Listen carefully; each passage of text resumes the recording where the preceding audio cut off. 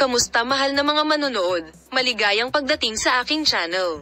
Ang matagumpay na aktor ay magniningning mula sa commercial.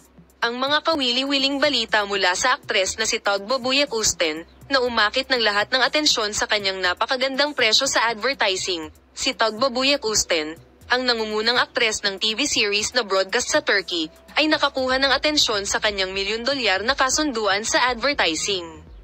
Ayon sa kumalat na balita, ayon sa post ng pahayagan, si Tuba Buyak-Usten ay gumawa ng isang kontrata sa advertising sa isang kumpanya ng paglilinis at naging mukha ng patalastas.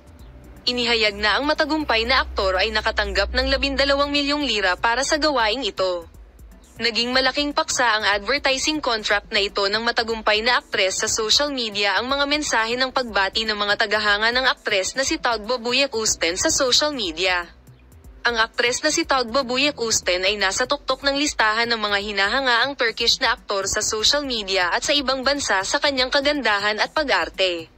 Salamat sa panonood ng aking video Palem, makita ka sa mga bagong video.